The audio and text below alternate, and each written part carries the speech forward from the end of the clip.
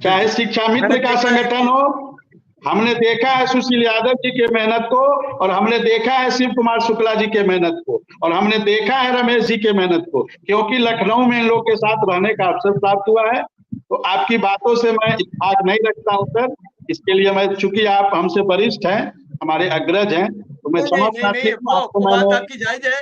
संगठन अपना काम करता है, लेकिन संगठन के हस्ताक्षर से फाइल पास नहीं होगी। संगठन प्रयास कर सकता है, संगठन पेपर आगे बढ़ा सकता है। मैंने देखा अभी जब पवन गोलिया जी ने बात की थी तो लगातार पूरा संगठन दिल्ली पड़ा रहा, नहीं बनी बात। लेकिन संगठन क्या है, इसकी लिए बदतमीजी के शब्द भी सुनता है, कई लोग गालियां भी लिखते हैं व्हाट्सएप पे, सब कुछ सुनता है, सिर्फ इसलिए कि संगठन की एक जिम्मेदारी होती है। शिव कुमार शुक्ला जब तक शिक्षा मित्र हैं तो शिक्षा मित्र हैं, संगठन के अध्यक्ष हैं तब तक वो अध्यक्ष के नाते भागदौड़ कर रहे हैं। सुशील यादव महामंत्री है तो वो संगठन के लिए काम करते हैं, संगठन के लिए भागदौड़ करते हैं, संगठन के लिए जियो गजट जो भी मांगती है सरकार वो ला के देखते हैं। ये चीजें अपनी अपनी अलग अलग है, अलग अलग। सर पूरे दिन भर चाय पी के हम लोग रह जाते हैं सर, चाय पीकर और बन खा के रह जाते हैं। एक रोटी और चावल नहीं मिल पाता है, नहीं खा पाते हैं, क्योंकि उद्देश्य रहता है केवल और केवल पहले मुलाकात हो जाए, बात हो जाए। तो कभी दिन भर मैं तो देखा 12-12 घंटा सुशील जी के साथ, अध्यक्ष जी के शिव कुमार शुक्ला जी के साथ हम लोग कुछ खा पी नहीं पाते थे, केवल चाय और बन पे, कभी बिस्किट कभी चाय पीकर समय गुजारना पड़ता है सर।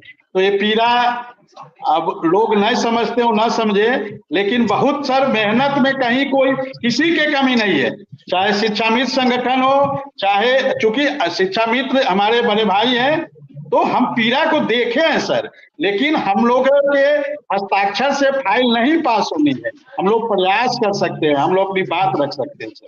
जी बिल्कुल। पवन गोलिया जी, फिर हम महेश उपाध्याय जी के पास जाएंगे। पवन गोलिया जी, अभी जो बातचीत हुई वो फिर दूसरे लहजे में चली गई। हमने जानकारी चाहिए थी कि कोर्ट का क्या मसला है।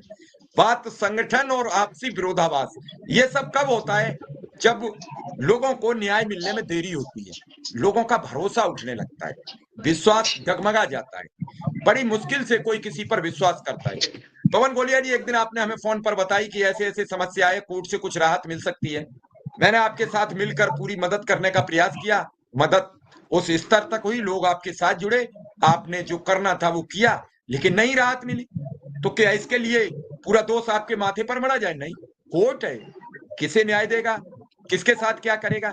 तो पवन जी, ये सब बातें भी आपसी कमजोरी और आपसी एक जो एकजुटता होती है उसे विरोधाभासी और दूर करती हैं, उसे कमजोर करती हैं। सर, चूंकि जो लोग प्रयास करते हैं, जिम्मेदारी लेते हैं, तो उन पर आरोप प्रत्यारोप लगते रहते हैं, इसमें कोई बात है नहीं। विषय ये है कि सर, कि उत्तर प्रदेश के, मैं पहले भी कह रहा कि उत्तर प्रदेश शासन 7 वर्ष हो गए, 25 जुलाई को 7 वर्ष हो जाएंगे, हमको रिवर्ट बैक कर दिया गया माननीय सर्वोच्च न्यायालय की आड़ में। मैं सर ये बताना चाहता हूं कि सरकार की संवेदनाएं और हमारे प्रति नगण्य रही, शून्य रही। उमा, हमारे केस में हमको सुप्रीम कोर्ट की आड़ में रिवर्ट बैक कर दिया गया।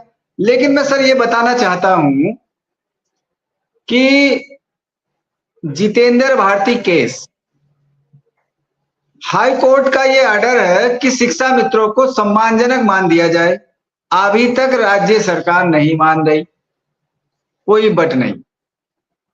भोला शुक्ला के सर्वोच्च न्यायालय का पूरी उसमें सिस्टम दिया कि भाई आप इनको कैसे नियमित करेंगे, सर्वोच्च न्यायालय का आर्डर है, वो स्टेट गवर्नमेंट नहीं मान रही। इससे पहले उमा देवी के जो डिप्टी सीएम है, उससे पहले कमेटी बनी थी, एक कमेटी अभी बनी है।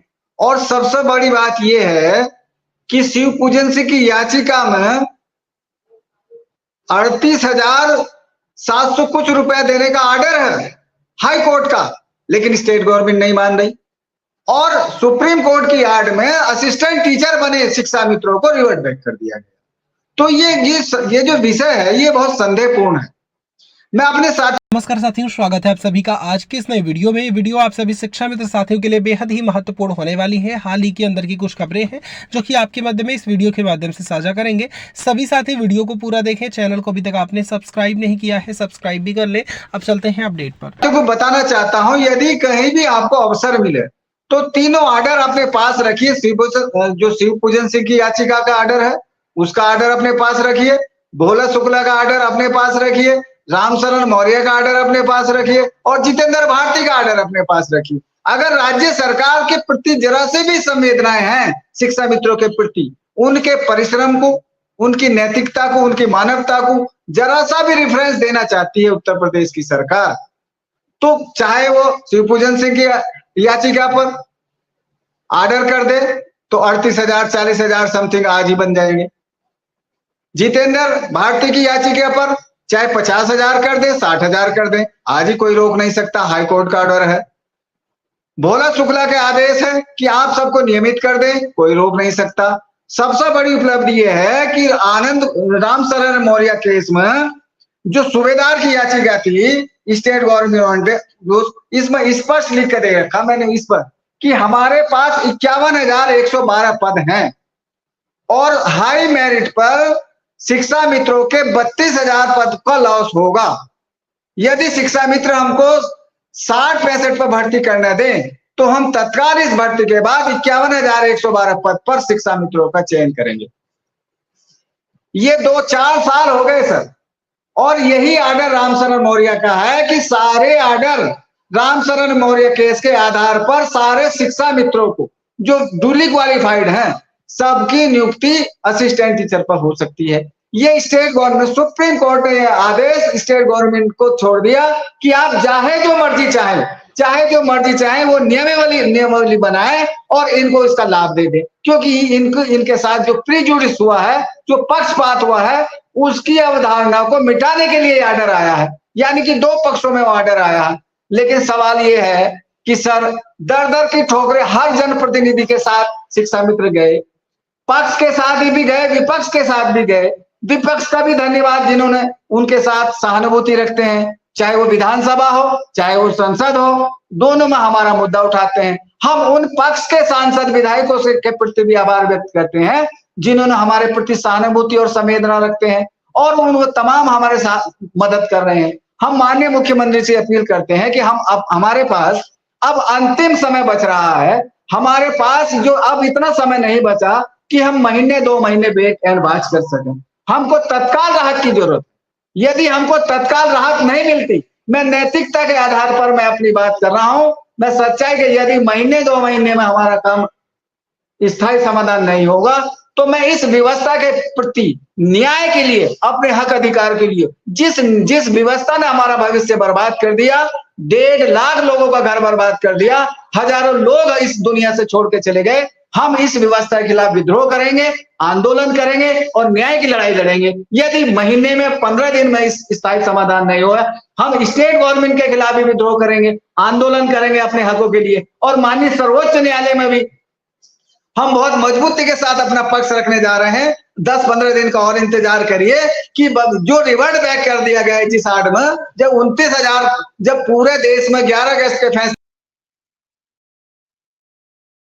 प्रोटेक्शन दी बीएड वालों को, तो जो बीटीसी धारक शिक्षा मित्र उनको प्रोटेक्शन क्यों नहीं दी जा सकती, उनका भविष्य क्यों नहीं बर्बाद किया जा सकता? ये सारे एविडेंस, अगर सर उत्तर कहीं अन्याय देखना हो और दरिद्री देते हो और कहीं अमान्य व्यवहार देखना हो तो उत्तर प्रदेश के शिक्षक मित्रों के साथ आइए, उनकी विचार सुनिए, उनका व्यवहार देखिए, उनके घर की हालत देखिए, उनकी मानसिक आर्थिक हालत देखिए। सबसे ज्यादा अगर कोई इस टाइम अन्याय से पीड़ित है, जिसके साथ इनजस्टिस हो रहा है, वो उत्तर प्रदेश का शिक्षा मित्र है सर।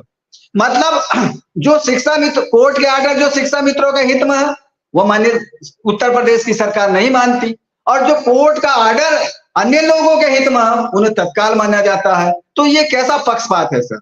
ये बहुत ज्यादा पक्षपात है। तो ये ऐसा पक्षपात नहीं होना चाहिए। एक साल का पक्षपात हो गया, 2 का हो गया, लेकिन इतने लंबे समय तक, 7 वर्षों तक अल्प मानदेय में किसी का आर्थिक शोषण नहीं किया जा सकता, किसी का मानसिक शोषण नहीं किया। और एक शिक्षक का तो ये संवेदनपूर्ण जो व्यवहार नहीं है, तो मैं अपने जो वरिष्ठ अधिकारी हैं, जो चाहे वो सचिवालय के हों, चाहे वो हमारे सत्ता पक्ष के जो जनप्रतिनिधि हो, हमारे मुख्यमंत्री जी हो, मेरा निवेदन है कि हमारे पास समय नहीं है।